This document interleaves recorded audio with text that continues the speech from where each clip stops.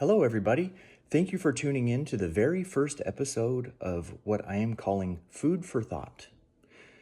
To the 5 or 6 of you out there that have been following me for a while and have grown accustomed and have enjoyed some of the rap jams I've put out over the last couple years, not to worry, I've still got some more of those in the works as well. But in addition to the rap music, I've also become very interested in the topics of consciousness, as well as things in the realm of like quantum mechanics and quantum physics. As I've explored these different topics, I've noticed there seems to be a significant amount of overlap, believe it or not, between quantum physics and consciousness, as well as psychology. There's so much to get into here that it's hard to decide exactly where to start.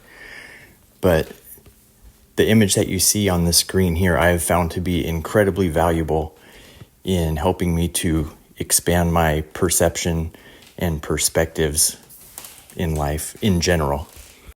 The image that you see on the screen is called The Map of Consciousness by David Hawkins. Without any additional context, there's probably many different ways that a person could view or interpret this scale of consciousness. Personally, I've come to see it as also to be like a scope of consciousness. So if you look at the different emotional / mood / mind states that it lists off to the side there, I see those as essentially correlating to a specific state of consciousness. So if you look at the very bottom, you have shame. And if you're in that mind state, your scope of perception is going to be very narrow. It's going to be hard to see things from multiple perspectives, as opposed to if you're up higher on the scale, feeling like a state of joy. And then if you were to imagine having to face a particular scenario, situation, or interaction at any given point throughout the day, how much differently one would react if they were in one of those lower states as opposed to one of the higher states. And this is kind of what I mean by if you were to view it as a scope of perception, if you were to turn that cone on its side and then correlate your mind / mood / consciousness state with the width and scope of your overall perception.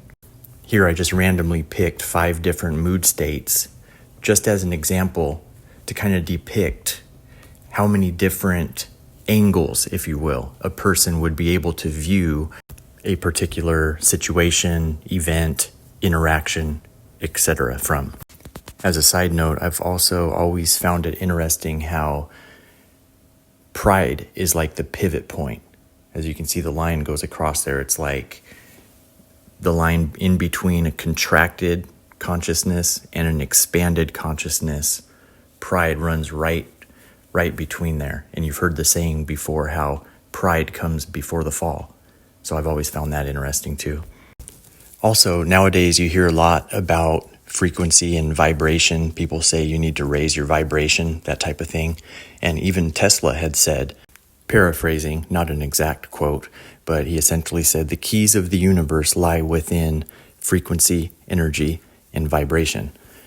So again, referring back to the scale of consciousness, you could see those lower states as being lower vibration, and then the vibration goes up the higher up the scale you go with your emotional mind mood state. I think this is a good place to leave it for now. I don't want to make the first one too long, but again, I've titled this Food for Thought because the idea behind this is to share ideas and perspectives and whatnot. And even if this only helps one person out there, then it was worth it to me. But if you have any suggestions, comments, or anything that you'd like to share, please add them in the comments. And on the next video I will get more into how I see this tying into quantum mechanics, etc. And if anybody needs a hot rap verse, just hit me up.